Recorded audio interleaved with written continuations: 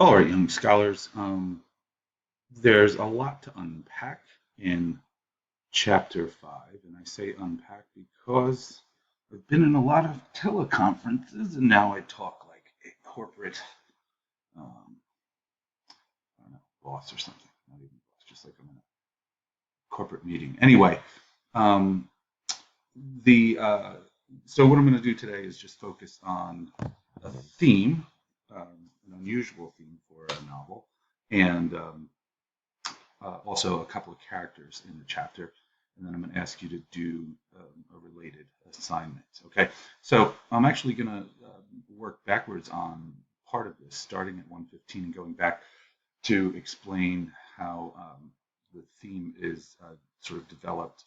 All right, on page 115, we're in the section where Billy Pilgrim is on planet Tralfamador as a middle-aged man, and the guide for the Tralfamadorians, because he's in a zoo and they're watching him. Um, and the guide is going to explain how limited human perception is. As you recall, Tralfamadorians can see time the way we can see space, which is a difficult thing for us to even wrap our brains around because we cannot perceive, uh, we can't even contemplate that. How would you even see the past and the present and the future all at once?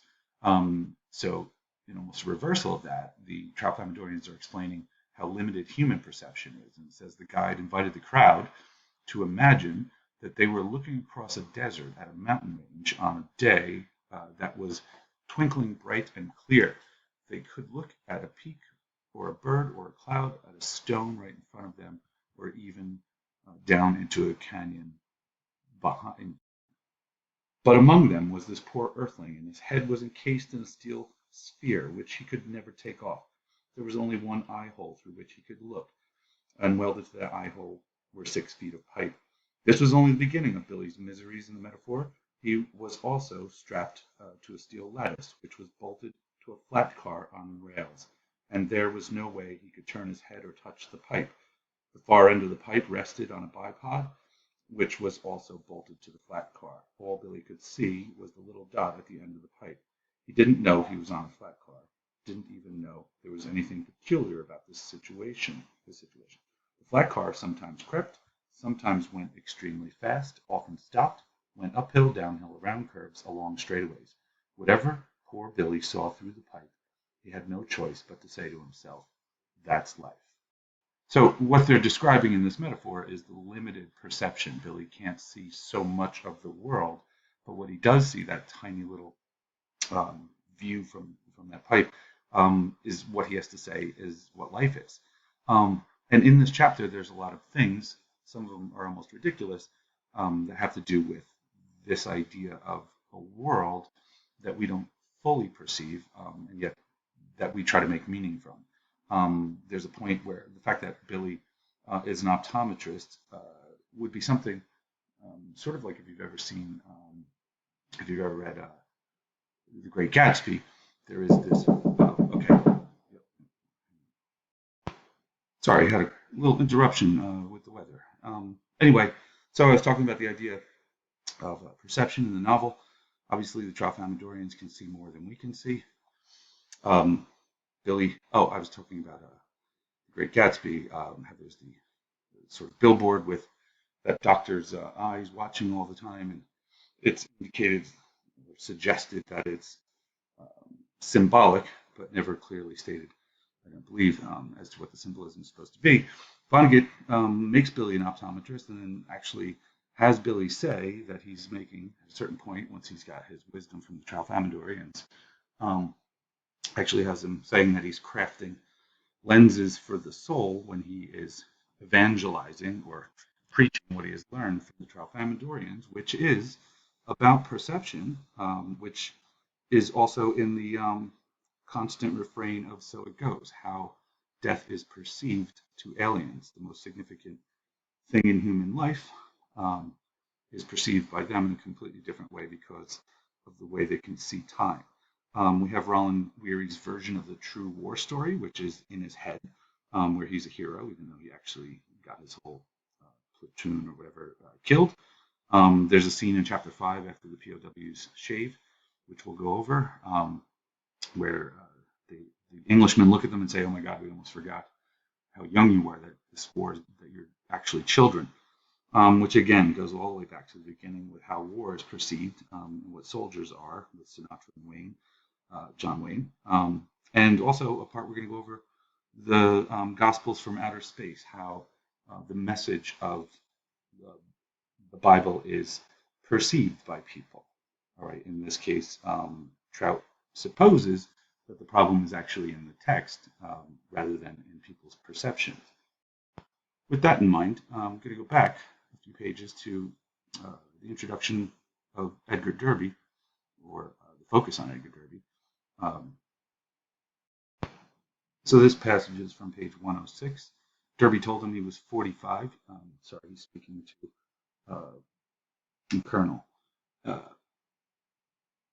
Derby told him he was 45, which was 2 years older than the Colonel. The Colonel said that the other Americans had all shaved now, and that Billy and Derby were the only two still with beards. And he said, we've had to imagine the war here, and we have imagined that it was being fought by aging men like ourselves. We had forgotten that wars were fought by babies. When I saw those freshly shaved faces, it was a shock. My God, I said to myself, it's the children's crusade. So again, this is actually two things having to do with perception or perspective, and that is that Derby expects to, as we'll see in a minute, move up in his rank because of his age, and this is also a callback when the English colonel realizes everybody's so young. This obviously is a callback back to the beginning of the novel, and also the subtitle of this novel. All right, jumping down a little bit, and I highlighted it in a different color because this is a little bit more about style. When the colonel told Derby how he'd been captured, and Derby told the tale of being in a clump of trees with about 100 other fighting soldiers, the battle had been going on for days, 5 days. The 100 had been driven into the trees by tanks. Derby described the incredible artificial weather that Earthlings sometimes create for other Earthlings when they don't want those other Earthlings to inhabit Earth anymore. Shells were bursting in the treetops with terrific bangs, he said, showering down knives and needles and razor blades. Little lumps of lead and copper jackets were crisscrossing the woods under the shell bursts, zipping along much faster than sound. A lot of people were being wounded or killed. So it goes. The way this is narrated stylistically, is another sort of shift in perspective. Who uses the word Earthlings, and why not use soldiers? And we've already talked about this repetition: Earthlings, Earthlings, Earthlings 3 times. But also, the bombing, the warfare is described as incredible artificial weather that Earthlings sometimes create for other Earthlings when they don't want those other Earthlings to inhabit Earth anymore. It's almost an alien perspective. In other words, the point of view here is not someone invested or who even seems to be an Earthling himself. And that's the narrative voice of Vonnegut, that we've seen before, where he has a sort of omniscient knowledge. When we see Roland Weary's pornographic photograph, we get the whole history, little details that went over like at the beginning of chapter 4, where we know that Valencia in middle age has her uterus removed, which is totally irrelevant to the paragraph. This is when Billy's going to be kidnapped by aliens. But part of that is creating almost a super omniscient narrative voice, one with a perspective that sees almost like the aliens. All right, jumping to through time again, Billy traveled back in time to the Veterans Hospital again. So he's in the hospital in World War II, and then we jump to after the war when he's in the hospital with Elliot Rosewater, who also is trying to change his perspective or perception of the world. He thinks maybe he can do that by saying dear a lot. That's a sequence I went over before. Billy's hiding under his blanket.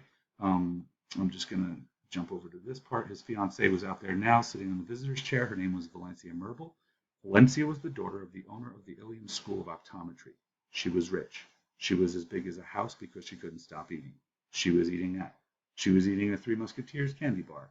She was wearing trifocal lenses and harlequin frames, and the frames were trimmed with rhinestones. The glitter of the rhinestones was answered by the glitter of the diamond in her engagement ring. The diamond was insured for $1,800. Billy had found that diamond in Germany. It was booty of war. Okay, so this is our introduction to Valencia. Again, if I want to continue with this theme, she sees a diamond as a beautiful fixture in her diamond engagement ring. Billy obviously has some, if it's booty of war, it means he stole it or found it in the war. So it's got a different history for Billy. All right. And then skipping back to the Rosewater section, we also get Kilgore Trout introduced here. And so Rosewater is explaining a book. It was The Gospel from Outer Space by Kilgore Trout. It was about a visitor from outer space, shaped very much like a Tralfamadorian, by the way. The visitor from outer space made a serious study of Christianity to learn, if he could, why Christians found it so easy to be so cruel. He concluded that at least part of the trouble was slipshod storytelling in the New Testament. He supposed that the intent of the Gospels was to teach people, among other things, to be merciful, even to the lowest of the low. The Gospels actually taught this. Before you kill somebody, make absolutely sure he isn't well connected. So it goes. So two things here. One is, and I went over, I believe, this part, so I'll just briefly be on it. Here's a perception of Christians, which most people identify as kind and caring in terms of their philosophy and approach. First, he's saying that they find it easy to be cruel. As I mentioned, this is something that probably is offensive to some people. But if you're an alien and you're looking at all of time, you might see a history of Christianity that includes things like the Inquisition, the Crusades, various forms of persecution. And you might not, again, if you're not vested in it in some way, you might wonder why they do such things. And so here, the perception of the message of the Bible is changed by turning Jesus into a bum instead of God's son. Right? Three Musketeers is obviously another callback. The thing about Trout is he's actually a bad writer. So here's our introduction to Kilgore Trout in a little more detail. Rosewater himself says, Jesus, if Kilgore Trout could only write, Rosewater exclaimed. He had a point. Kilgore Trout's unpopularity was deserved. His prose was frightful, only his ideas were good. Here's a separation. That's prose is his style. He's a terrible writer, but the ideas, the content, were still interesting. And then there's this interesting thing about perception again, that I don't think Trout has ever been out of the country, Rosewater went on. My God, he writes about Earthlings all the time, and they're all Americans. Practically nobody on Earth is an American. Yes, most of our sci-fi, especially up until this point in the 1960s, 40s, 50s, 60s, has aliens landing in America. It almost seems like almost everybody on Earth is American, but when you look at populations, we are by far not the most numerous country on the planet. And then we find that with regard to the whereabouts of Kilgore Trout, he actually lived in Ilium, Billy's hometown, friendless and despised. Billy would meet him by and by. So here's another super omniscient narrative voice. Nobody in the room knows where Kilgore Trout lives. This is Vonnegut himself stepping in and telling us where he lives. And then we're back to the zoo on Tralfamador. He's 44, and I'm running low on time, and these shouldn't really be more than 15 minutes anyway. This is the description of where he is. And the Tralfamadorians have no way of knowing Billy's body and face were not beautiful. They supposed that he was a splendid specimen. This had a pleasant effect on Billy, who began to enjoy his body for the first time. So their perception has no component of what humans think beauty is. It's almost like looking at a dog and thinking it's a beautiful dog, but how do you know if the other dogs think he's attractive? But also, Billy's own perception of himself is changed by those around him. So this is the part I was talking about his limited, well, no, actually, this is the part about sex on Earth, and I will talk about that some other time and finish the chapter later, but I'm going to have you do something with a portion of the book that's on page 128 with another character and his perceptions and your perception of his perception. So I will introduce that. It's called the Howard Campbell Journal, and you will find it in the module, and I will do a little explaining of it live and in person. Okay, so I'm going to pause there.